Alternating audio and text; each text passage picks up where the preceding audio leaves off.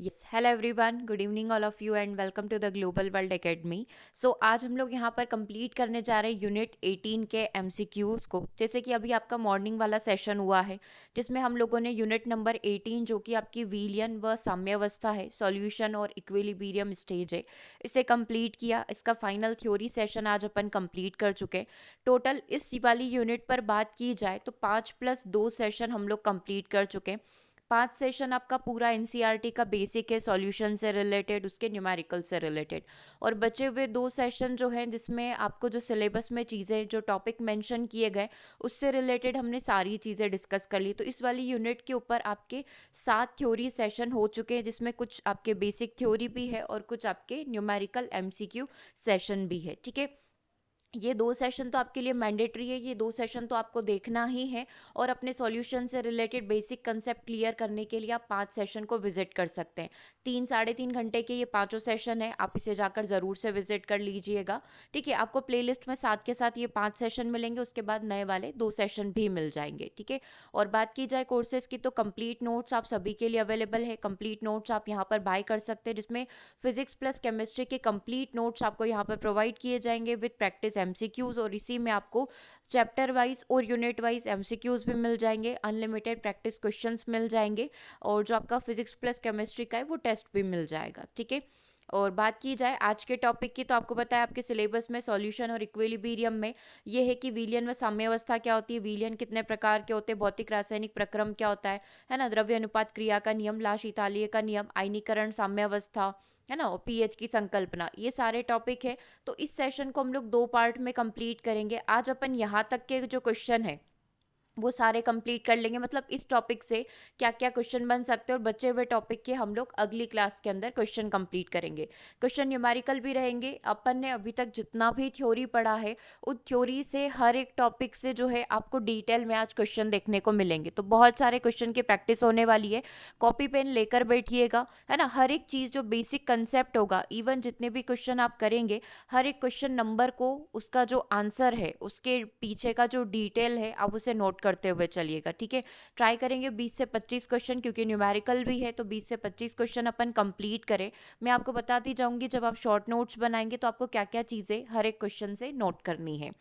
जैसे कि हम लोग पहला ही क्वेश्चन स्क्रीन पर डालते हैं। स्क्रीन पर लिखा हुआ है कि यदि साम्य अवस्था में अग्र और पश्च प्रतिक्रिया दर दोनों समान होती है, हमेशा ध्यान रखना इक्विलिब्रियम में अग्र अभिक्रिया दर यानी कि फॉरवर्ड एंड बैकवर्ड जो रिएक्शन की जो रेट होगी, है ना, यहाँ पर चीज़ें डिफरेंट हो जाती है। कभी दर पूछा जाता है, कभी कंसंट्रेशन पूछा जाता है, अलग अलग तरीके से पूछा जाता है। अभी किसके लिए पूछा गया है, रेट के लिए, कंसंट्रेशन के लिए पूछा गया है। If at equilibrium the forward and backward reaction rates are equal it is called, यदि उसमें फॉरवर्ड और बैकवर्ड रिएक्शन के जो रेट है अगर दोनों की दर यदि समान है तो उस प्रकार की इक्वेशन को क्या कहा जाएगा, गतिशील साम्यावस्था, साम्यावस्था का मिश्रण कहा जाएगा, स्थैतिक साम्यावस्था कहा जाएगा, या न्यूटन साम्यावस्था कहा जाएगा। तो आपको ध्यान भी होगा इस यूनिट में केवल हमने ये 2 ही नाम पढ़े, है ना। अब देखो ये वाली चीज किसी चीज का मिश्रण तो बता नहीं रखा है, सिर्फ बोल रखा है कि एक ऐसी अभिक्रिया जिसमें फॉरवर्ड और बैकवर्ड रिएक्शन समय पर चल रही है, उसका रेट इक्वल है। तो इस प्रकार की प्रक्रिया को गतिशील साम्यावस्था, डायनामिक इक्विलिब्रियम के नाम से यहाँ पर जाना जाता है। ठीक है, क्लियर हो गया, गतिशील साम्यावस्था इसे यहाँ पर कहा जाएगा। अब आप सोच रहे होंगे कि इससे क्या शॉर्ट नोट्स लिखूं, तो इससे शॉर्ट नोट्स में आप लिखिए कि अग्र अभिक्रिया की, आप इसको ऐसे लिख लो, अग्र दर हमेशा बराबर होती है किसके, पश्च दर के, या इंग्लिश में लिखने की इच्छा है तो फॉरवर्ड रिएक्शन रेट हमेशा बराबर होगा बैकवर्ड रिएक्शन रेट के। ठीक है, ये पहला आपका शॉर्ट नोट्स बन गया यूनिट 18 का। ठीक है, अग्र अभिक्रिया की जो दर होगी वो हमेशा पश्च अभिक्रिया की दर के क्या होती है, समान होती है। ये आपकी पहली लाइन हो गई। अगला एक बेसिक सा कंसेप्ट है कि भौतिक संतुलन रासायनिक संतुलन के समान होते हैं क्या, है ना। भौतिक संतुलन जो फिजिकल इक्विलिब्रियम होगा क्या केमिकल इक्विलिब्रियम के बराबर होगा क्या, तो हमने कल जो थ्योरी पढ़ी थी उसमें दूसरी लाइन, दूसरा जो स्लाइड था वो यही था, भौतिक संतुलन क्या होता है, रासायनिक संतुलन क्या होता है। पहले अपन ने पूरा रासायनिक संतुलन पढ़ लिया था, SO2 वाली इक्वेशन से SO2 + O2 करके अपन ने एक पूरा इक्वेशन यहाँ पर देखा था, राइट। इस तरीके से अपन ने इसको बैलेंस भी किया था। तो हमने देखा था ये वाली जो रिएक्शन है ये केमिकल रिएक्शन थी, और फिजिकल रिएक्शन क्या होती है, सॉलिड से लिक्विड में चेंज होना, लिक्विड से गैस में या वाइस वर्सा, गैस से वापस से सॉलिड में चेंज होना, ये फिजिकल स्टेट होती है। तो कभी भी ध्यान रखना, भौतिक संतुलन और रासायनिक संतुलन समान नहीं होते हैं, ठीक है। इनकी रेट में क्या होते हैं, चेंजेस यहाँ पर होते हैं। तो आंसर क्या हो जाएगा, ऑप्शन नंबर बी, कि भौतिक परिवर्तन, ये जो भौतिक इक्विलिब्रियम है, कभी भी रासायनिक परिवर्तन के समान नहीं होंगे। जैसे कि आप देख सकते हैं भौतिक संतुलन में पानी का वाष्पीकरण, ठोस का पिघलना जैसी प्रक्रिया होती है, जबकि रासायनिक संतुलन तब होता है जब किसी बंद प्रणाली में आगे और पीछे की जो प्रतिक्रिया दर है वो समान रूप से चलती है। अभी आपने देखा ही था, अग्र अभिक्रिया की दर हमेशा पश्च अभिक्रिया की दर के क्या हो जाएगी, समान हो जाएगी केमिकल बैलेंस के अंदर। और भौतिक बैलेंस के अंदर क्या होगा, ठोस का पिघलना, द्रव में कन्वर्ट होना, द्रव से गैस, गैस से सॉलिड में कन्वर्ट होना, ये सारे फिजिकल चेंजेस होते हैं। और दोनों ही प्रोसेस कैसी होती है, क्लोज्ड कंटेनर प्रोसेस होती है, बंद अभिक्रिया प्रोसेस यहाँ पर होती है। तो क्या भौतिक परिवर्तन, भौतिक संतुलन रासायनिक संतुलन के समान होते हैं, तो असत्य। इससे क्या शॉर्ट नोट्स लिखोगे, भौतिक संतुलन कभी भी समान नहीं होगा रासायनिक संतुलन के, ठीक है। ये आपका दूसरा आज का शॉर्ट नोट हो गया, ठीक है। तीसरा क्वेश्चन देखिएगा, हर एक क्वेश्चन अपने आप में एक शॉर्ट नोट बनेगा, तो आप पॉइंट वाइज सारी चीज़ों को लिख लो। एक बार ये पूरी क्लास कंप्लीट कर लो, फिर इसी क्लास को आप एक बार 2x पर चलाना, और सारी चीज़ें 10 से 15 मिनट में आपकी पूरी रिवाइज हो जाएगी, ठीक है। तो ये यूनिट आपकी इस तरीके से एंड होगी, ओके। चलिए, रासायनिक संतुलन, केमिकल इक्विलिब्रियम की बात हो रही है, इसकी विशेषता क्या सत्य है ना, केमिकल इक्विलिब्रियम को लेकर कौन सी चीज यहाँ पर सही होगी। संतुलन प्रकृति में गतिशील होगा, equilibrium is dynamic in nature, संतुलन किसी भी तरफ से प्राप्त नहीं किया जा सकता है, संतुलन एक बंद कंटेनर में प्राप्त किया जा सकता है, संतुलन की स्थिति उत्प्रेरक की स्थिति से प्रभावित होती है। अब अपन को क्या ढूंढना है, ट्रू स्टेटमेंट ढूंढना है। तो अभी तक आपने जितनी भी चीजें पढ़ी है इक्विलिब्रियम को लेकर, उसके कंसेप्ट को लेकर आओ और बताओ कि कौन सी चीजें यहाँ पर सही है। संतुलन प्रकृति में गतिशील होगा, बिल्कुल गतिशील इसका नेचर होता है, तो ये बात 100% शत प्रतिशत क्या होगी, मेरी सही होगी, इसमें कोई डाउट नहीं है। चाहे आप फिजिकल के लिए बोल रहे हैं, चाहे आप केमिकल रिएक्शन के लिए बोल रहे हैं, हमेशा ये प्रकृति में कैसा होता है, गतिशील होता है, ठीक है। संतुलन किसी भी तरीके से किसी भी तरफ से प्राप्त नहीं किया जा सकता है, तो ये गलत है।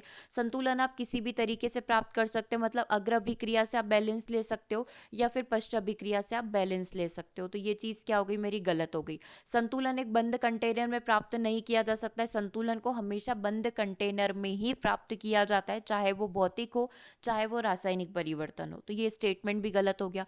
संतुलन की स्थिति उत्प्रेरक की उपस्थिति से प्रभावित होती है, गलत है। उत्प्रेरक जो होता है, कैटेलाइजर जो होते हैं, वो अभिक्रिया की दर से कनेक्ट होते हैं, ठीक है। मतलब कि वो जो भी हमारी प्रोसेस हो रही है, जो भी केमिकल रिएक्शन हमने बनाई है, वो उसको या तो स्पीड अप कर देगा या स्पीड डाउन कर देगा, यानी कि उसकी गति को बढ़ा देगा या फिर उसकी गति को कम कर देगा, लेकिन उसके बैलेंस होने से इसका कोई कनेक्शन नहीं है। मतलब सीधी सी लैंग्वेज में बोल सकते हो कि उत्प्रेरक जो है इक्विलिब्रियम स्टेट को कभी भी अफेक्ट यहाँ पर नहीं करता है, ठीक है। हम लोग ये बोल सकते हैं कि उसको गति जो है उसको तेज कर सकता है या फिर धीमा कर सकता है। कैटेलाइजर हमने पढ़ाई है बचपन से 7 क्लास से, कि कैटेलाइजर क्या करता है, किसी भी रासायनिक अभिक्रिया हम लोग चाह रहे कि टाइम कम है, ये फटाफट हो जाए, तो कैटेलाइजर क्या करेगा, उसको स्पीड अप कर देगा, है ना। जैसे निकेल एज अ कैटेलाइजर यूज किया जाता है, कम भी कर सकता है, लेकिन उसकी वजह से इक्विलिब्रियम स्टेज पर कोई असर नहीं पड़ेगा, ठीक है। तो बाकी सारे स्टेटमेंट गलत हो गए, सही क्या हो गया, संतुलन प्रकृति में हमेशा ध्यान रखना किस प्रकार का होता है, डायनामिक होता है, ओके। आ गया समझ में। तो तीसरा आप लिख सकते हो, तीसरा शॉर्ट नोट क्या लिखोगे, संतुलन प्रकृति में हमेशा कैसा होगा, डायनामिक, गतिशील यहाँ पर रहेगा। चलिए नेक्स्ट क्वेश्चन नंबर 4 आपकी स्क्रीन पर है, निम्नलिखित में से कौन सा ठोस तरल संतुलन का एक उदाहरण यहाँ पर हो सकता है। सॉलिड टू लिक्विड इक्विलिब्रियम का एक एग्जाम्पल यहाँ पर क्या हो सकता है, सॉलिड लिक्विड इक्विलिब्रियम का, मतलब सॉलिड लिक्विड में कन्वर्ट हो रहा है, मतलब फिजिकल चेंजेस की बात हो रही है। केमिकल का होता तो कोई केमिकल रिएक्शन वो बोलता। सॉलिड यानी कि बर्फ किस में कन्वर्ट हो रहा है, लिक्विड यानी कि पानी में कन्वर्ट हो रहा है, ऐसी कोई भी स्टेट हो सकती है ना। तो अब देखो ऑप्शंस में मुझे पानी और भाप और बर्फ ही दिख रहा है, एक अमोनिया का ऊर्ध्वपातन दिख रहा है और एक पानी का बॉइलिंग यहाँ पर दिख रहा है, ठीक है।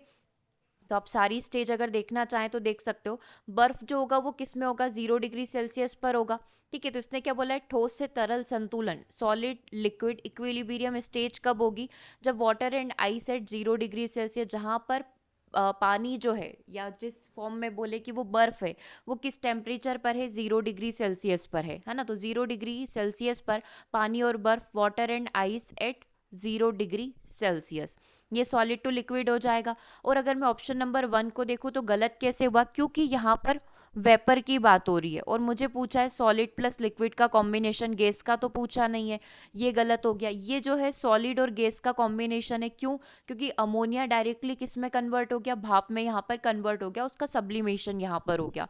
पानी का क्वथनांक यहाँ पर केवल एक ही स्टेज बोली कि पानी क्या हो रहा है, उबल रहा है, तो भी आप इसको कह सकते हो कि ये लिक्विड प्लस गैस का कॉम्बिनेशन है। लिक्विड किस में कन्वर्ट हो रहा है, वेपर में, गैस में यहाँ पर कन्वर्ट हो रहा है। तो सिंपल सा क्वेश्चन है, सॉलिड लिक्विड का एग्जाम्पल क्या हो गया, 0 डिग्री सेल्सियस पर पानी और बर्फ जो है सॉलिड लिक्विड का एग्जाम्पल है। ठीक है, आया समझ में। तो आप इससे शॉर्ट नोट्स क्या लिखोगे, solid liquid, liquid to gas और gas to solid to gas अपने कॉम्बिनेशंस हो गए, 3 मतलब 6 कॉम्बिनेशन बन जाएंगे।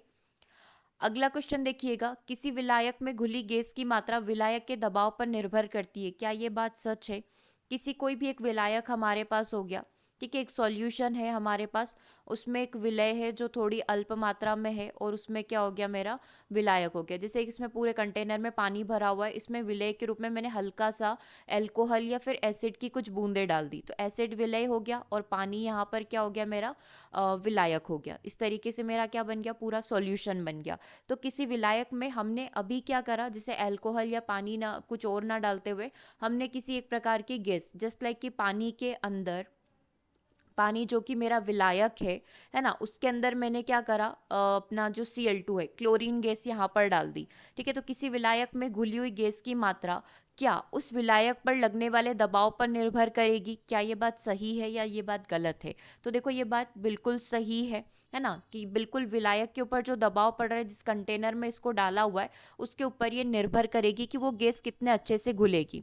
ठीक है, अब इसका क्या रिलेशन है, मतलब अगर मैं कहूँ तो इस प्रेशर का इस गैस जो अणु है ना, उससे घुली हुई गैस की मात्रा जो है उससे क्या रिलेशन है, तो इसको कुछ इस तरीके से लिखा जाता है, क्योंकि अगर हम लोग कहें तो प्रेशर जो होता है डायरेक्टली प्रोपोर्शनल होता है मोल अंश के।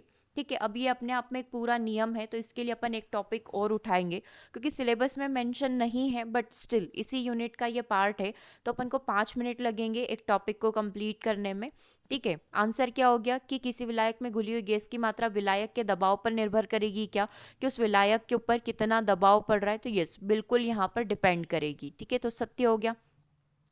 अब देखना ये नियम दिया किसने था, तो हेनरी का नियम कहता है कि किसी भी विलयन के गैस का जो आंशिक दबाव होगा वो डायरेक्टली प्रोपोर्शनल हो जाएगा किसके, मोल अंश के, डायरेक्टली यहाँ पर प्रोपोर्शनल होगा। क्या कहोगे कि किसी भी विलयन में गैस का जो आंशिक दाब है वो गैस के मोल अंश के समानुपाती होगा। आपके सिलेबस में क्या दे रखा है कि द्रव्य का आंशिक दबाव का नियम, है ना। अब उसमें कई सारे नियम चलते हैं जिसमें से एक नियम आपका हेनरी का नियम होता है। ठीक है, तो मैं आपको एक टॉपिक कवर करवा रही हूँ कि गैस की जो सांद्रता है या गैस की जो विलयता है, गैस की विलयता हम लोग इसको कहेंगे, गैस की सॉल्युबिलिटी जो है वो किन किन कारकों से यहाँ पर अफेक्ट हो सकती है, किन किन कारकों से प्रभावित हो सकती है।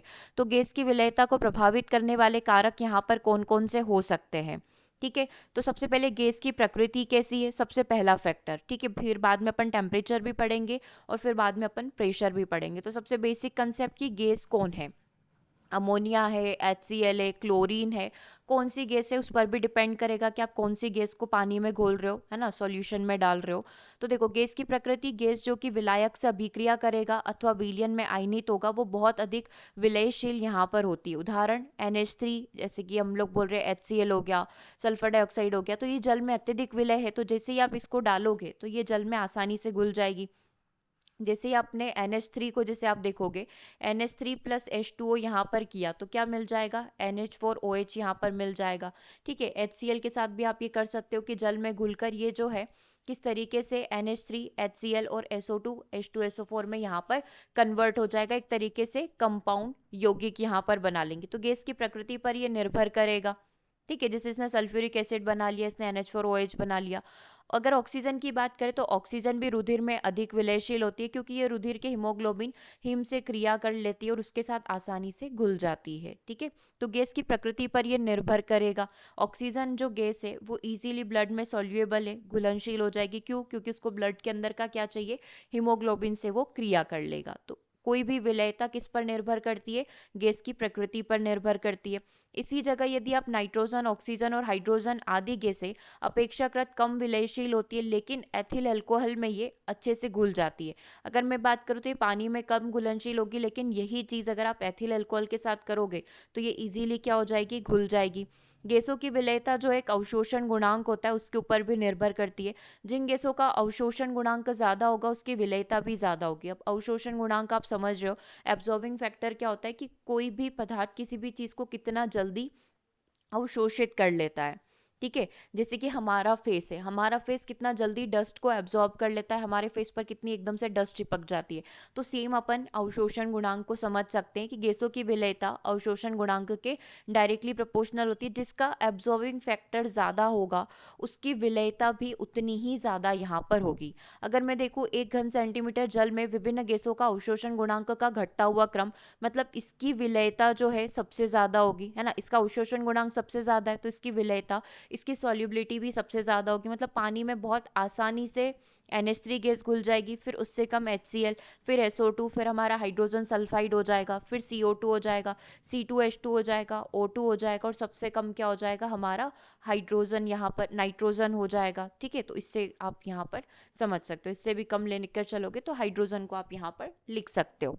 ठीक है, तो ये पानी के हिसाब से अपन ने कंसीडर कर लिया। तो इससे आपको एक नई चीज़ सीखने को मिली कि जो गैसों की विलेयता है, गैसों की जो विलेयता है वो डायरेक्टली प्रोपोर्शनल हो जाएगी अवशोषण गुणांक के, एब्जॉर्बिंग फैक्टर के। एब्जॉर्बिंग फैक्टर जितना ज़्यादा होगा उसकी विलेयता जो है उतनी ही ज़्यादा अधिक होगी। पहला फैक्टर हो गया। दूसरा फैक्टर देखना विलायक की प्रकृति, कि विलायक जो है, जैसे अभी अपन ने पानी को विलायक माना था, तो वो उसकी प्रकृति क्या है। जैसे ये पानी हुआ, इसी जगह मैंने मान लो कोई पर्टिकुलर दूसरा केरोसिन ले लिया, एथिल अल्कोहल ले लिया, कोई भी एसिड ले लिया, तो उस पर भी वो निर्भर करेगी, है ना। तो गैसों की विलेयता पर विलायक की प्रकृति के प्रभाव के संदर्भ में वही देखा गया है कि वे गैसें जिनमें ध्रुवीय अणु होते हैं, ध्रुवीय अणु मतलब पोलर अणु होते हैं, मतलब पॉजिटिव और नेगेटिव आयन वाले होते हैं, है ना। जिनमें ध्रुवीय अणु होते हैं अध्रुवीय विलायकों की अपेक्षा ध्रुवीय विलायक में अधिक विलयशील होते हैं। मतलब कोई भी चीज़ अगर आप, जैसे हमारे पास ये विलायक हो गया, इसमें आप कोई भी विलय यहाँ पर डाल रहे हो, और जो विलायक है यदि वो आपका पोलर है तो इजीली विलय क्या हो जाएगा, इसके अंदर सॉल्यूबल हो जाएगा। इजीली कोई भी जो गैस है वो आकर आसानी से घुल जाएगी। किस केस में, यदि मेरा जो विलायक है वो ध्रुवीय है, वो पोलर यहाँ पर है। जैसे HCl का आप ले सकते हो, बेंजीन की अपेक्षा HCl गैस जो होती है बेंजीन की अपेक्षा जल में ज़्यादा घुलनशील होती है, क्योंकि C6H6 की अपेक्षा जल जो है हमारा कैसा है, पोलर यहाँ पर रहेगा, तो वो इजीली इसके अंदर सोल्यूबल होगा। अब सेम चीज़ आप टेम्परेचर के लिए भी देख सकते हो। लाशतालिये का नियम आपने कल पढ़ ही लिया था। तो लाशतालिये सिद्धांत के अनुसार स्थिर दाब पर यदि आप प्रेशर को कांस्टेंट रखते हो और टेम्परेचर में अगर आप वृद्धि कर रहे हो तो गैसों की विलेयता क्या होती जाएगी, घटती जाएगी। ये चीज़ ध्यान रखना, ये वाइस वर्सा है, इन्वर्सली प्रोपोर्शनल वाला है।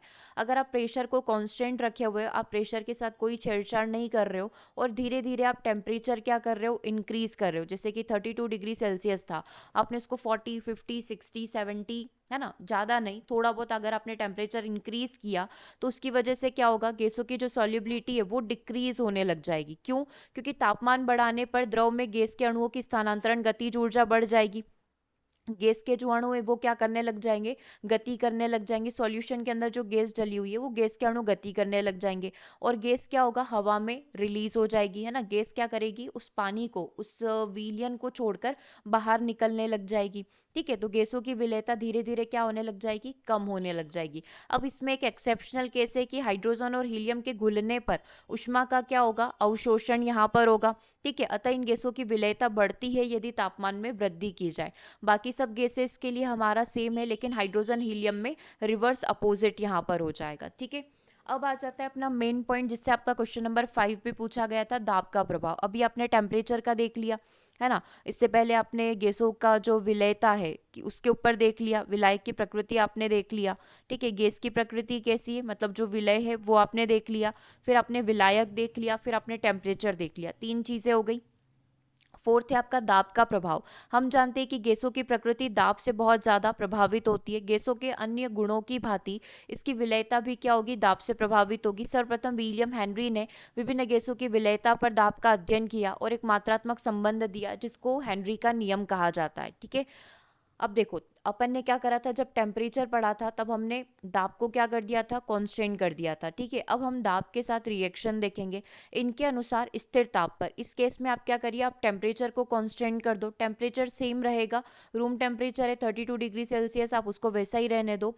किसी विलायक के, कोई भी विलायक, मान लो विलायक कौन हो गया, यहाँ पर पानी हो गया, ठीक है। इसके अंदर हमने कोई भी एक गैस यहाँ पर डाल दी, Cl2 गैस, तो पानी किसी भी विलायक की इकाई आयतन में किसी भी गैस की घुली हुई मात्रा जो होगी उस द्रव की सतह पर साम्यावस्था में, मतलब इक्विलिब्रियम स्टेज में, उस गैस द्वारा लगाए गए दाब के क्या हो जाएगी, यहाँ पर समानुपाती हो जाएगी, ठीक है। मतलब दाब के क्या हो जाएगी, यहाँ पर समानुपाती हो जाएगी। इसको ऐसा कह सकते हैं, टेम्परेचर को हमेशा स्थिर रखना है, इकाई आयतन में किसी भी गैस की घुली हुई मात्रा, मतलब उस गैस के जो मोल अंश होंगे वो प्रेशर के क्या हो जाएंगे, डायरेक्टली प्रोपोर्शनल यहाँ पर हो जाएंगे। मतलब हम लोग ये कह सकते हैं एम जो होगा वो डायरेक्टली प्रोपोर्शनल हो जाएगा पी के, ठीक है। आप अभी इसको एम के टर्म्स में समझिए, ठीक है, फिर अपन इसको मोल अंश के टर्म्स में भी समझ लेंगे, ठीक है। ये मेरी गैस की मात्रा हो गई, मान लो गैस क्या है, 5 लीटर है, ठीक है। तो वो डायरेक्टली प्रोपोर्शनल हो गई किसके, प्रेशर के। गैस की मात्रा ज्यादा है, प्रेशर ज्यादा है, तो सिंपल सी बात है कि एक कंटेनर में अगर गैस ज्यादा है तो उसके अणुओं पर लगने वाला प्रेशर भी ज्यादा होगा, ठीक है। सिंपल सा लॉजिक है। और अगर गैस कम है तो अणुओं के बीच में लगने वाला जो प्रेशर है वो भी कम हो जाएगा। तो गैस की मात्रा डायरेक्टली प्रोपोर्शनल हो जाएगी किसके, गैस के दाब, गैस के प्रेशर के। जब आप ये प्रोपोर्शनल का साइन यहाँ पर हटाएंगे तो आप एक कांस्टेंट लेंगे, दैट इज के एच, एच फॉर हेनरी, तो इसका नाम क्या हो जाएगा, हेनरी कांस्टेंट हो जाएगा, हेनरी स्थिरांक हो जाएगा, ठीक है।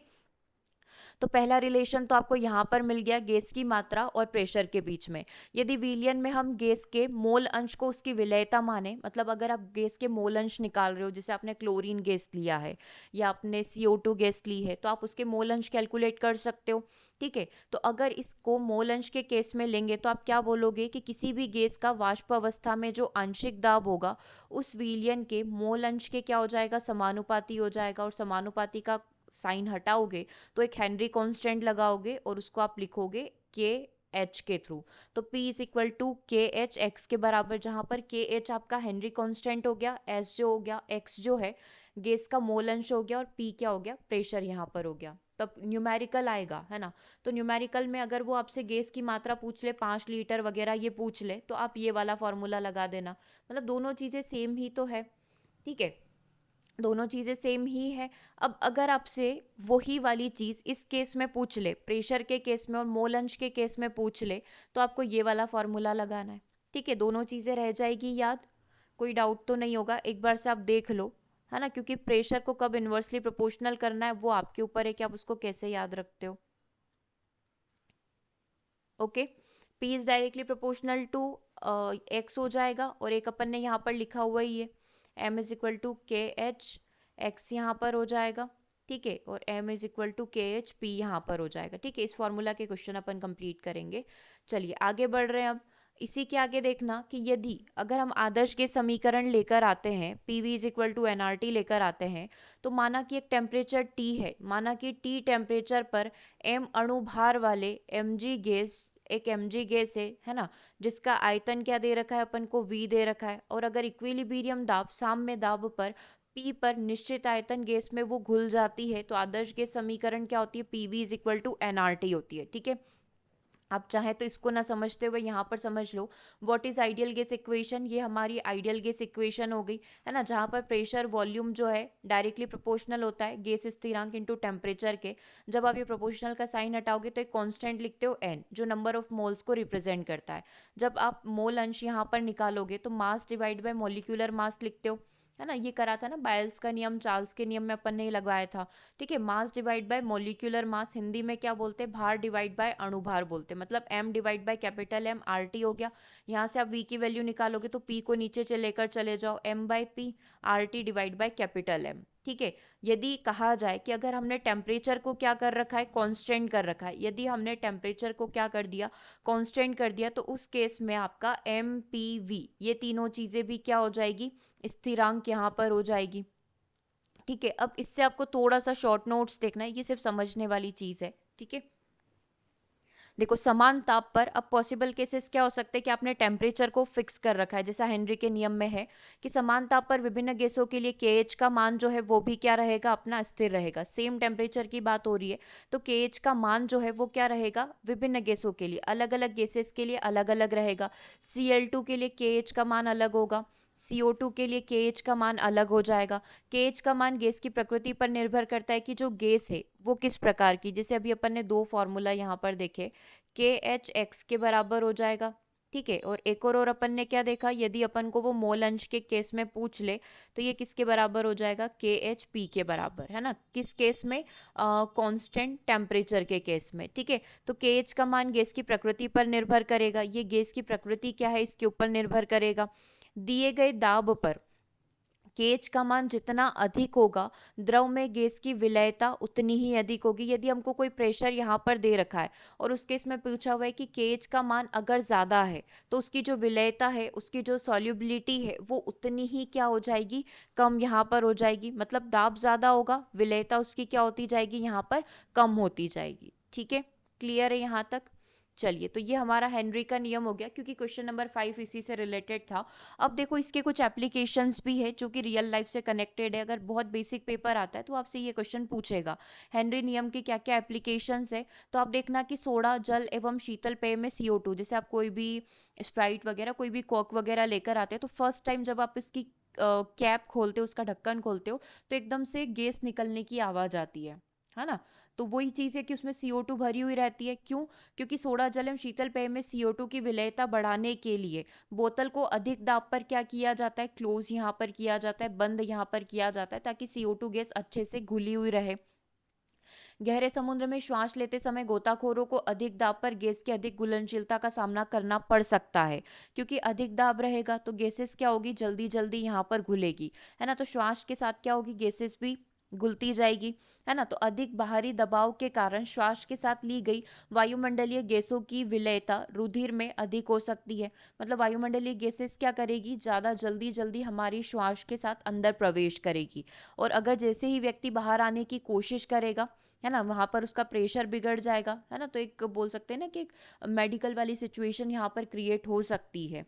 तो जब गोताखोर सतह की ओर आते हैं, बाहरी दबाव धीरे धीरे कम होने लग जाएगा, इसके कारण घुली हुई गैसेस बाहर निकलने लग जाएगी और इससे रुधिर में, ब्लड में नाइट्रोजन के बुलबुले बन सकते हैं। अब ये कोशिकाओं को क्या कर देगा, अवरोध उत्पन्न कर देगा, है ना, जिसको अपन बेंड्स की पोजिशन बोलते हैं। तो जब भी गोताखोरी यहाँ पर करवाई जाती है ना, तो उस केस में ये पूरा पहले ट्रेनिंग दी जाती है कि आपको किस तरीके से लेना है, आपको किस तरीके से सांस लेना है ना। और उनके टैंक में भी एक स्पेशल गैस यहाँ पर फिल करी जाती है इस बैंड से बचने के लिए। तो ये अत्यधिक पीड़ादायक और जानलेवा यहाँ पर हो सकता है। बैंड से तथा नाइट्रोजन की रुधिर में अधिक मात्रा होने के जहरीले प्रभाव से बचने के लिए गोताखोर द्वारा श्वास लेने वाले टैंक में हीलियम गैस मिलाकर तनु की गई वायु को यहाँ पर भरा जाता है, जिसमें 11 से 7% हीलियम रहती है, 56 से 2% जो है नाइट्रोजन, और 30:1 का जो रेशियो रहेगा वो ऑक्सीजन का यहाँ पर रहता है। ठीक है, ताकि इजीली जब बाहर आए तो प्रेशर कम पड़ेगा, प्रेशर कम होगा तो वहां पर जो है बेंड्स बनने की संभावना कम हो। ओके, पूरी प्रॉपर ट्रेनिंग देने के बाद ही जो है गोताखोरी यहाँ पर करवाई जाती है। अधिक ऊंचाई वाली जगह, जैसे अब समुद्र में दिक्कत हो रही है तो हाइट पर भी दिक्कत होगी। अधिक ऊंचाई वाली जगह पर ऑक्सीजन का आंशिक दबाव सतही स्थानों से कम होगा, ऊपर जैसे जैसे जाओगे ऑक्सीजन का प्रेशर कम होता जाएगा। अतः इन जगहों पर रहने वाले लोगों एवं आरोहक जो होते हैं, जो मतलब पहाड़ पर चढ़ते हैं, यात्रा करते हैं, को रुधिर और ऊतकों में ऑक्सीजन की कमी होगी, क्योंकि ऑक्सीजन कम है ऊपर, तो डेफिनेटली उनके शरीर में क्या हो जाएगी, O2 की सांद्रता, कंसंट्रेशन यहाँ पर कम हो जाएगा। इसके कारण आरोहक कमजोर हो जाते हैं और सोचने की क्षमता उनकी कमजोर हो जाती है। ऐसी सिचुएशन को एनोक्सिया के नाम से यहाँ पर जाना जाता है। ठीक है, तो ये कुछ बेसिक एप्लीकेशन है जो आपको ध्यान रखनी है। गोताखोरी से रिलेटेड देख सकते हो, हाइटेड जो जगह है, पहाड़ों पर चढ़ाई है, उससे रिलेटेड आप देख सकते हो। CO2 गैस भरने के जो हमारे कोल्ड ड्रिंक्स वगैरह होते हैं उसमें आप देख सकते हो। अब देखो इसकी लिमिटेशंस होती है कि टेम्परेचर बहुत कम नहीं होना चाहिए और दाब बहुत ज़्यादा नहीं होना चाहिए, नहीं तो हेनरी का जो नियम है वो एप्लीकेबल नहीं है। गैस की विलेयता किसी भी विलायक से कम नहीं होनी चाहिए। गैस की आणविक अवस्था द्रव व गैसीय दोनों अवस्था में समान होनी चाहिए, अर्थात गैसों का न तो संयोजन होना चाहिए और न ही यहाँ पर वियोजन होना चाहिए। ठीक है, चलो, तो ये हो गया अपना हेनरी का नियम। अगला क्वेश्चन देखिएगा, साम्यावस्था स्थिरांक के संबंध में कौन सा कथन यहाँ पर गलत है। साम्यावस्था स्थिरांक की बात की जाए तो कौन सा स्टेटमेंट यहाँ पर आपका रॉन्ग हो जाएगा। ठीक है, इक्विलिब्रियम को लेकर आप क्लियर है ही सही। इसका अपना एक निश्चित मान होता है। यह अभिकारकों की प्रारंभिक सांद्रता से स्वतंत्र होगा। यह उत्प्रेरक की स्थिति पर निर्भर करेगा, उपस्थिति के ऊपर।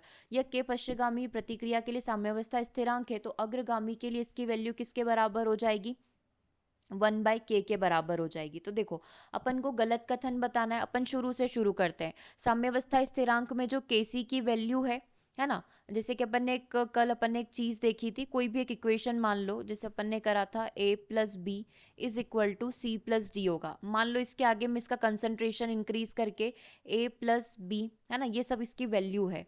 सी प्लस डी अपन ने देखा था, मान लो ये 2 4, ये वेरिएबल है, ये 2 4 इक्वेशन बैलेंस करने के लिए जो अपन यूज करते हैं। यहाँ पर 3 6 इस तरीके से हो गए। तो मान लो अगर मैं इसको ट्वाइस कर दूं, अभिकारक को ट्वाइस कर दूं, तो इधर भी क्या होगा, ये भी उसी के इक्वल प्रपोर्शन में क्या होगा, डबल हो जाएगा। राइट, ये चीज अपन ने सीखी थी। तो केसी जो होगा उसके ऊपर तो कोई असर पड़ेगा नहीं, क्योंकि अगर इधर कोई चेंज हुआ है तो डेफिनेटली इधर भी चेंज होगा। और हमारा केसी क्या होता है, C into D, capital D है ना, divide by A into B, और जो भी आपने यहाँ पर लिखा हुआ है, जो भी वेरिएबल लिखा हुआ है, जैसे ये 2 है, या फिर अभी अपन लिख रहे हैं small C small D small ए स्मॉल बी, इसके बराबर हो जाएगा। तो केसी की वैल्यू पर तो कोई असर आएगा नहीं, केसी तो फिक्स हो जाएगा एक गैस की इक्वेशन के लिए। एक गैस से दूसरी गैस का केसी डिफरेंट हो सकता है, जैसे Cl2 का केसी अलग होगा हमारे कोई भी CO2 के केसी से, है ना। तो इसका एक निश्चित मान होगा, बिल्कुल सही बात है। यह अभिकारकों की प्रारंभिक सांद्रता से यहाँ पर स्वतंत्र होगा, बिल्कुल सही बात है। यह उत्प्रेरक की उपस्थिति पर निर्भर करेगा, नहीं, इसको कैटेलाइजर से कोई मतलब नहीं है। तो ये आंसर आपका हो जाएगा, क्योंकि इसने पूछा है गलत बताइए, तो ये चीज गलत है। यदि के पश्चगामी अभिक्रिया के लिए साम्यावस्था स्थिरांक है तो अग्रगामी के लिए क्या हो जाएगा, 1/k। यदि पश्चगामी अभिक्रिया के लिए साम्यावस्था स्थिरांक आप मान लो 2 है ना, कि वैल्यू कितनी, केसी तो एक कांस्टेंट है ना, तो इसकी वैल्यू मान लो, अगर क्वेश्चन में ही दे रखी है 2 है, तो अग्रगामी के लिए जो हमारी क्या फॉरवर्ड रिएक्शन है उसके लिए वैल्यू क्या हो जाएगी, 1/2, यानी कि 0.5 यहाँ पर हो जाएगी। ठीक है, इसका एक न्यूमेरिकल है, वो अपन अभी कर लेंगे इक्वेशन वाला। चलिए अगला देखिएगा, यदि वाष्पीकरण की दर पानी में संघनन की दर के बराबर हो तो क्या होगा। यदि वाष्पीकरण की दर और पानी में संघनन की दर दोनों ही इक्वल है, वाष्पीकरण की दर यानी कि पानी क्या हो रहा है, भाप बनकर उड़ रहा है, और संघनन की दर यानी कि भाप क्या बन रही है, पानी बन रही है ना, जैसे कि आपने पानी गर्म किया वो भाप बनकर उड़ गया, है ना, या समुद्र से पानी जो है भाप बनकर उड़ गया और उसी से बादल बने और वही बादल वापस से बरस गए। तो ये किसका कॉम्बिनेशन है, वाष्पीकरण की दर मतलब गैस, और संघनन कॉम्बिनेशन किसका हो गया, गैस प्लस लिक्विड का यहाँ पर कॉम्बिनेशन हो गया। तो इसको तरल वाष्प संतुलन, लिक्विड वेपर इक्विलिब्रियम स्टेज कहा जा सकता है। आंसर क्या हो जाएगा आपका, ऑप्शन नंबर बी हो जाएगा। क्योंकि देखो बर्फ वाली चीज तो इसमें है नहीं, तो सॉलिड वाले वैसे ही गलत हो गए, और इसमें वेपर भी है तो केवल मेल्टिंग बोलना वाली चीज गलत हो जाएगी। ठीक है, चलिए अगला बिल्कुल सिंपल सा और बिल्कुल बेसिक सा क्वेश्चन है कि रासायनिक अभिक्रिया में यदि आप संतुलन को रिप्रेजेंट करना चाहते हैं तो किस प्रतीक के द्वारा आप उसको रिप्रेजेंट करेंगे। तो ये वाला एरो हो जाएगा फॉरवर्ड बैकवर्ड वाला, यानी कि ऑप्शन नंबर सी हो जाएगा। इक्विलिब्रियम की जो इक्वेशन होती है वो एरो कुछ इस प्रकार से रहता है। ठीक है, चलिए अगले क्वेश्चन नंबर 9 को देखिएगा, 1 सेकेंड। ओके, क्वेश्चन नंबर 9 को देखिएगा, भौतिक संतुलन के लिए एक सही कथन आपको चुनना है। ठीक है, इससे पहले वाले क्वेश्चन में आपने केमिकल इक्वेशन के लिए सही कथन चुना था, अब भौतिक के लिए चुनिए। यदि यह केवल दिए गए तापमान पर एक बंद प्रणाली में संभव है, पहला ऑप्शन, है ना, यह केवल दिए गए तापमान पर बंद प्रणाली में ही होगा। ओके, दूसरा ऑप्शन क्या बोल रहा है, आगे और पीछे दोनों एक ही दर पर नहीं होते, तो वो इक्विलिब्रियम कैसे होंगे। इक्विलिब्रियम होने के लिए दोनों का रेट, आगे और पीछे की जो रेट है वो समान होना चाहिए, तो दूसरा तो गलत हो गया। एक गतिशील लेकिन अस्थिर स्थिति होती है, तो ये भी गलत हो गया कि गतिशील होती है और बैलेंस होती है ना, तो तीसरा स्टेटमेंट भी गलत हो गया। प्रणाली के मापन योग्य गुण स्थिर नहीं होते, तो मापन योग्य गुण जो होते हैं वो चीजें फिक्स होती है।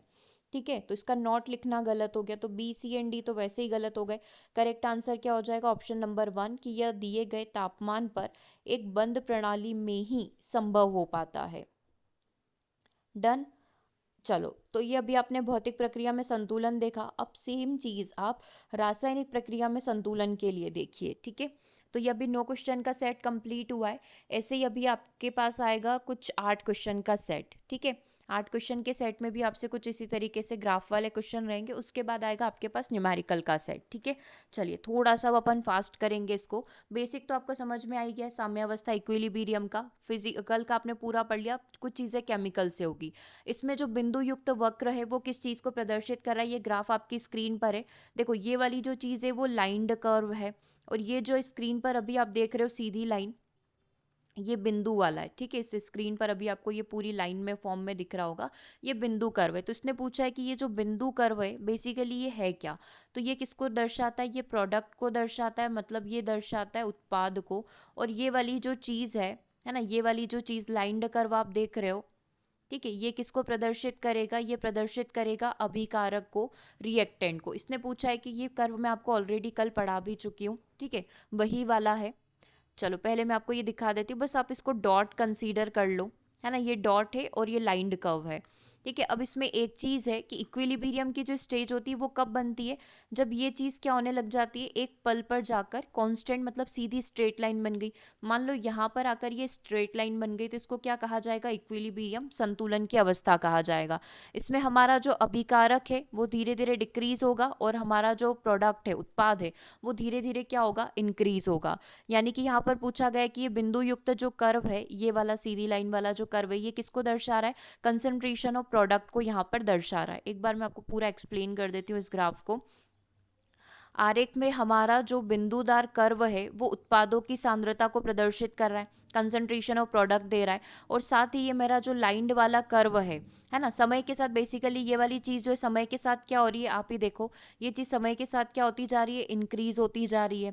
ठीक है, सीधी रेखा जो है, ये वाली जो रेखा है, अभिकारकों की सांद्रता को प्रदर्शित कर रही है, जो कि जब रिएक्शन होगी, जब प्रतिक्रिया होगी, उसके कारण क्या होती जा रही है, डिक्रीज होती जा रही है। और इक्विलिब्रियम की पोजीशन कब बनेगी, जब ये दोनों क्या होने लग जाएंगे, सीधी लाइन में हॉरिजेंटली सीधे होने लग जाएंगे। क्योंकि अगर आप देखेंगे तो अभी ये कर्वी है, तो एक समय के बाद क्या होगा, संतुलन की अवस्था में ये चले जाएंगे।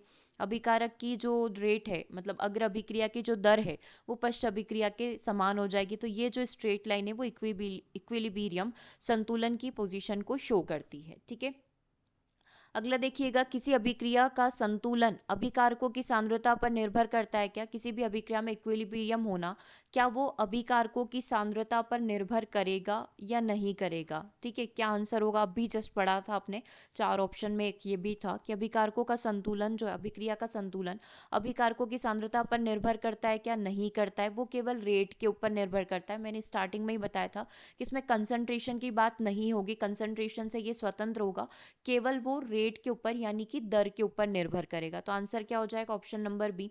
संतुलन केवल एक ही तरफ से प्राप्त किया जा सकता है क्या, क्या आंसर होगा, संतुलन दोनों ही तरफ से मिलेगा, आगे से भी पीछे से भी, मतलब अभिकारक से भी और प्रोडक्ट से भी। तो ये भी अपना गलत हो गया कि संतुलन जो होगा दोनों दिशाओं से प्राप्त किया जा सकता है। क्योंकि किसी भी रासायनिक अभिक्रिया में गतिशील संतुलन होता है, जहां आगे और पीछे की दरें कैसी होती है, समान होती है, और कोई शुद्ध परिवर्तन इसमें नहीं देखा जाता है। ठीक है, क्लियर है, दोनों पॉइंट आपके क्लियर है। अगला देखो, जब एक रासायनिक अभिक्रिया लिखी जाती है तो उत्पाद किस साइड लिखे जाते हैं, या प्रोडक्ट जो है वो किस साइड लिखे जाते हैं। आपको पता है इधर हमारे रिएक्टेंट होते हैं और प्रोडक्ट किस साइड होते हैं, दाई साइड होते हैं, मतलब राइट साइड पर होते हैं। तो प्रोडक्ट को हमेशा लिखा जाता है राइट साइड पर, और जो अभिकारक होंगे उनको बाई साइड पर लिखा जाता है। ठीक है, अगला क्वेश्चन नंबर 5 देखिएगा, निम्नलिखित में से किस स्थिति में आपको लगता है कि आगे और पीछे दोनों साइड प्रतिक्रिया की जो दर है वो समान होगी, है ना, दोनों ही साइड प्रतिक्रिया की दर समान होगी। दैट मीन्स वो कौन सी पोजीशन में होगा, इक्विलिब्रियम की पोजीशन में होगा, यानी कि संतुलन की अवस्था में होगा। ये अस्थिर है, ये नॉट दे रखा है, ये शुरुआत दे रखा है, तो केवल आंसर क्या होगा, इक्विलिब्रियम में अग्र अभिक्रिया की दर पश्च अभिक्रिया की दर के क्या हो जाएगी, समान हो जाएगी। ठीक है, अगला क्वेश्चन देखिएगा, जल के संघनन की विपरीत प्रतिक्रिया क्या होगी। संघनन, कंडेंसेशन, कंडेंसेशन का क्या होता है कि बादल जो हो रहे हैं पानी बनकर बरस रहे हैं, मतलब वेपर किस में कन्वर्ट हो रही है, मेरी वाटर में कन्वर्ट हो रही है। तो इसका उल्टा क्या हो जाएगा, वाटर को वेपर में कन्वर्ट करना है, मतलब इसको क्या बोलेंगे हिंदी में, वाष्पीकरण की प्रोसेस अपन कहेंगे। ठीक है, तो अपन कह सकते हैं कन्वर्जन टू स्टीम, हम लोग कह सकते हैं भाप में क्या हो जाना, उस चीज़ का रूपांतरण हो जाना। क्योंकि देखो कंडेंसेशन का मतलब क्या होता है, कंडेंसेशन किस में कन्वर्ट हो गया, जल में कन्वर्ट हो गया। जल को भाप में कन्वर्ट करना है, मतलब भाप में रूपांतरण करना, मतलब कि वेपोराइजेशन की प्रोसेस। ठीक है, है, आंसर क्या हो गया ऑप्शन नंबर बी। अगर ऐसे क्वेश्चन आ जाते हैं सॉलिड लिक्विड कन्वर्जन वाले तो बहुत ईजी है, आप देखते से ही बना लोगे। ठीक है, न्यूमेरिकल में थोड़ा सा टाइम आपको लग सकता है क्योंकि हर एक इक्वेशन का मोल संख्या निकाल के उसका स्क्वायर क्यूब 4 टाइम्स करके अंडर रूट करके इस तरीके से बनता है, तो वो काफ़ी टाइम कंज्यूमिंग होता है। तो आप ज़्यादा से ज़्यादा थ्योरी पर भी फोकस करें कि थ्योरी अगर आ जाती है तो कम समय में आप ज़्यादा क्वेश्चन कर पाओगे। ठीक है, गतिशील संतुलन जो होता है वो किस चीज से कनेक्टेड, स्पॉन्टेनियस रिएक्शन से, नॉन स्पॉन्टेनियस से, रिवर्सेबल से, या फिर इरिवर्सेबल रिएक्शन से ये चीज हमारी यहाँ पर कनेक्टेड होगी। बताइए क्या आंसर होगा क्वेश्चन नंबर 7 का, है ना। यहाँ पर इसने बोला है कि अगर गतिशील संतुलन हो रहा है, डायनेमिक इक्विलिब्रियम हो रहा है, तो हमेशा ये जो रिवर्सेबल रिएक्शन से कनेक्टेड होगा।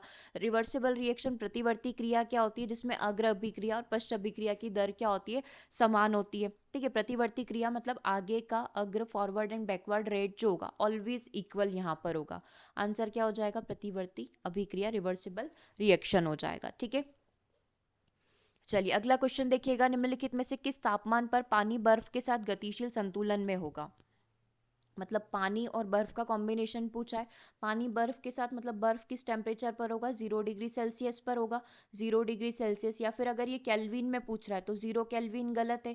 केल्विन में तो आप इसको 273 K कहोगे। तो अभी के लिए अगर आप आंसर देखेंगे तो आंसर क्या हो जाएगा option number B, 0 degree Celsius या फिर 273 केल्विन पर बर्फ और पानी गतिशील संतुलन में होंगे, है ना, क्योंकि जो संक्रमण होगा, स्टेज जो चेंज होगी वो इसी टेम्परेचर पर होगी।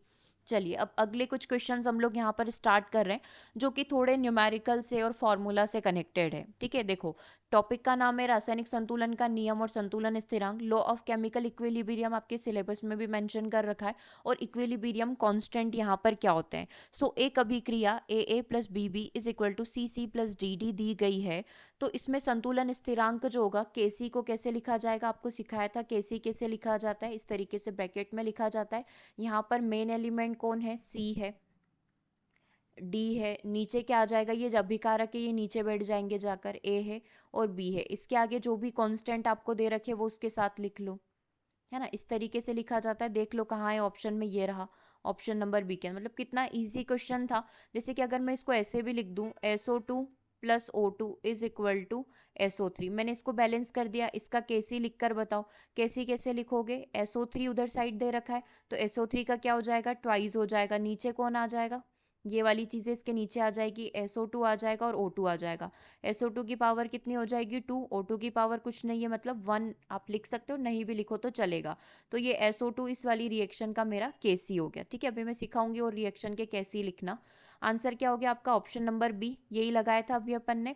चलिए अगला क्वेश्चन नंबर 2 देखिएगा। क्वेश्चन नंबर 2 आपकी स्क्रीन पर है, जो ये पूछ रहा है कि किसी विशेष तापमान पर विभिन्न रासायनिक अभिक्रिया के लिए संतुलन स्थिरांक का मान कैसा होना चाहिए। अलग अलग प्रकार की रासायनिक अभिक्रिया, जैसे ये SO2 वाली हो गई, एक अपन ने हाइड्रोजन आयोडाइड वाली पढ़ी थी, एक आप चाहे तो HCl वाली पढ़ लो। तो हर एक का जो केसी की वैल्यू होगी, केसी अभी आपने निकालना सीख ही लिया है कि जो भी रिएक्शन बनेगी आप उसका एक कांस्टेंट निकालोगे, तो हर एक की वैल्यू डेफिनेटली डिफरेंट डिफरेंट होगी, क्योंकि इसमें जो वेरिएबल्स होंगे वो भी डिफरेंट डिफरेंट होंगे। इनका अगर आप मोल अंश निकालोगे तो वो भी डिफरेंट डिफरेंट होंगे। तो हमेशा हर एक गैस का, अलग अलग गैस का जो केसी होगा अलग अलग यहाँ पर होगा, तो अपने आप में यूनिक होगा। मैं ये नहीं कह सकती कि SO2 और HI का केसी सेम होगा, HCl का केसी और HI का केसी सेम होगा। सब गैसेस का अलग अलग हो सकता है, तो हर एक गैस का अपने आप में क्या होगा, यूनिक होगा।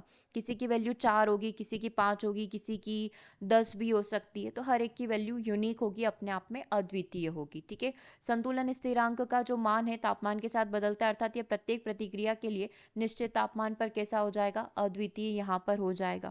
ठीक है, अगला देखिएगा, उच्च संतुलन स्थिरांक जो होते हैं वो किस चीज को इंडिकेट करते हैं। मतलब अभी जो आपका इक्विलिब्रियम कांस्टेंट है दैट इज केसी, अगर इसकी वैल्यू बहुत ज्यादा आती है तो उसका मतलब क्या है। मान लो इसकी वैल्यू आपकी 25 आ गई, ठीक है, तो इसका मतलब क्या, और किसी गैस की वैल्यू जो है, केसी की वैल्यू आपकी 2 ही आ रही है ना। तो अगर केसी की वैल्यू ज्यादा है, वही बोल रहा है उच्च संतुलन स्थिरांक है, तो उसका मतलब क्या है, प्रतिक्रिया तेजी से हो रही है, पिछली प्रतिक्रिया की दर पहले ज्यादा है, आगे और पीछे दोनों प्रतिक्रिया समान रूप से हो रही है।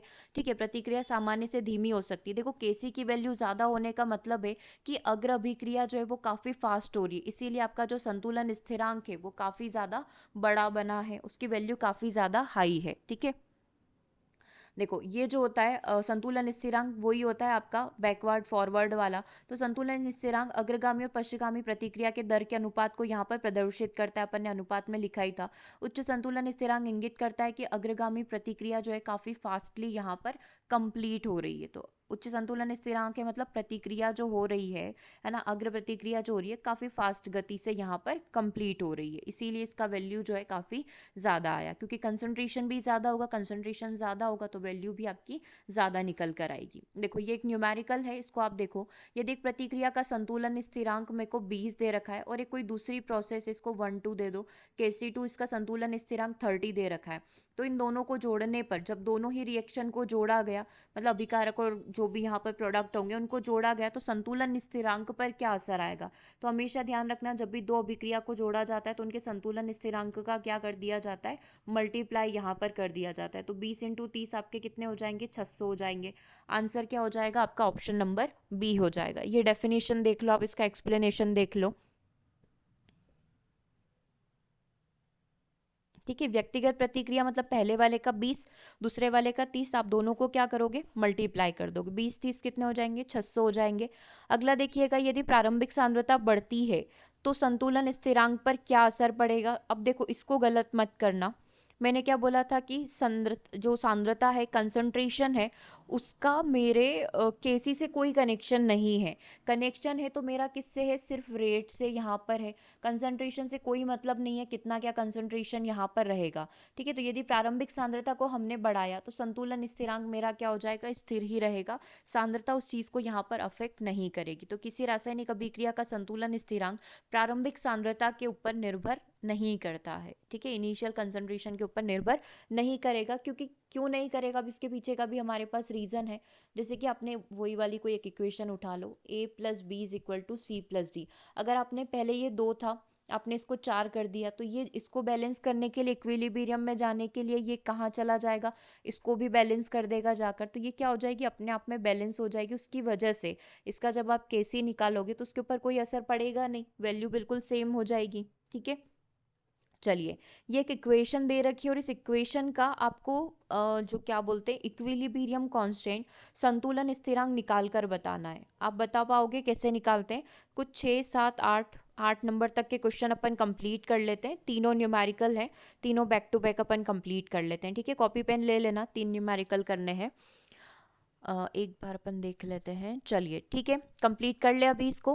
अभिक्रिया के लिए संतुलन स्थिरांक का मान यहाँ पर क्या होगा, 4NH3 + 5O2 4NO + 6H2। तो मैंने आपको KC निकालना सिखाया था। KC को ऐसे लिखा जाता है, जो हमारे प्रोडक्ट है उनको ऊपर लिखा जाता है। प्रोडक्ट कौन है, मेरा NO है, और एक और प्रोडक्ट कौन है, H2O है।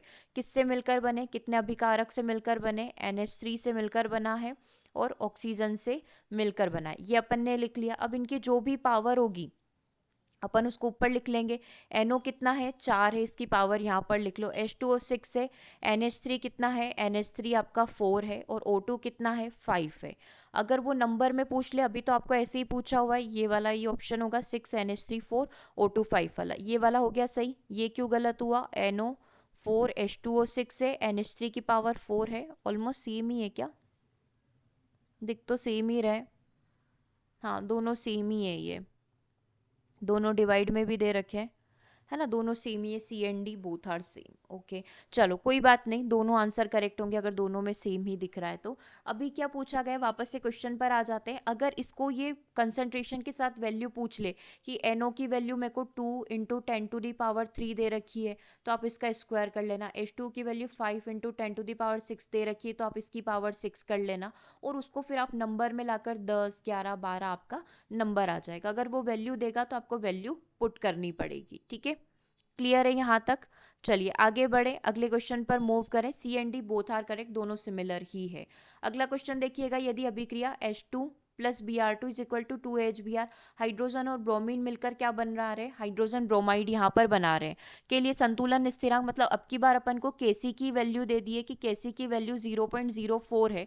तो उस केस में अगर ये रिएक्शन अपोजिट हो जाती है, मतलब हाइड्रोजन प्लस ब्रोमीन दोनों ही गैसीय अवस्था में क्या मिला रहे, हाइड्रोजन ब्रोमाइड गैस बना रहे। अगर मैं इसी का रिवर्स कर दूं कि हाइड्रोजन ब्रोमाइड टूटकर किस में कन्वर्ट हो रहे हैं, हाइड्रोजन प्लस ब्रोमीन में यहाँ पर कन्वर्ट कर रहे हैं, और इसने बोला है कि इस अग्रगामी अभिक्रिया का केसी जो है कितना दे रखा है, 0.04 दे रखा है। तो बताइए अगर इसका बैकवर्ड यहाँ पर होता है, अगर इसकी पश्चगामी अभिक्रिया होगी तो केसी कितने के बराबर हो जाएगा। अपन को पता है कि केसी का जो रिलेशन है अग्रगामी और पश्चगामी का अपोजिट होता है। मतलब अगर इसका 0.04 है तो इसका कितना हो जाएगा, 1/0.04 हो जाएगा। मतलब मैं इसको 100/4 लिख सकती हूँ। 100/4 किसके बराबर हो जाएगा, 25 के बराबर हो जाएगा। आंसर क्या हो गया आपका, ऑप्शन नंबर सी, 25 यहाँ पर हो गया। ठीक है, इसमें आपको देखो पेन पेपर उठाने की जरूरत नहीं थी, इधर 0.04 दे रखा है। इसने क्या बोला कि अगर मैंने इसको उल्टा कर दिया, तो उल्टा कर दिया मतलब 1/0.04 कर दो, आपका आंसर आ जाएगा 25। 25 चौक 100 होते ही है। ठीक है, अगला क्वेश्चन देखिएगा, एक न्यूमेरिकल क्वेश्चन है। 800 के पर निम्नलिखित सांद्रता यहाँ पर दी गई है। मतलब मेरे को यहाँ पर N2 की वैल्यू दे रखी है 3 × 10⁻³ मोल। वही केसी वाला ही क्वेश्चन है, बट अब की बार वैल्यू के टर्म्स में दे रखा है। जो नाइट्रोजन ऑक्साइड है उसकी वैल्यू दे रखी है 2.8 × 10⁻³ मोल, और यहाँ पर O2 की भी वैल्यू दे रखी है। O2 की वैल्यू दे रखी है 4.2 × 10⁻³ मोल। ठीक है, इसने बोला है कि प्रतिक्रिया एक इक्वेशन बन रही है जहाँ पर N2 प्लस O2 दोनों गैसेस से नाइट्रोजन और ऑक्सीजन मिलकर किस में कन्वर्ट हो रही है, ट्वाइस ऑफ एनओ में कन्वर्ट हो रही। सबसे पहली चीज तो ये होती है कि आपको ये देखना क्या इसकी सांद्रता सही है, मतलब क्या इक्वेशन यहाँ पर बैलेंस है, तो बिल्कुल बैलेंस है, 2NO यहाँ पर कर दिया है।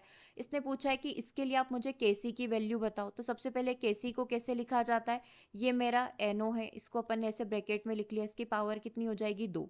इधर क्या बचा हुआ है, N2 बचा हुआ है, इधर क्या बचा हुआ है, O2 बचा हुआ है। ठीक है, इसको बस सॉल्व कर लो। एनओ की वैल्यू कितनी दे रखी है क्वेश्चन में, 2.8 × 10⁻³ का क्या हो जाएगा, होल स्क्वायर हो जाएगा। नाइट्रोजन की वैल्यू क्वेश्चन में कितना दे रखा है, मोल दे रखा है इसका 3 × 10⁻³।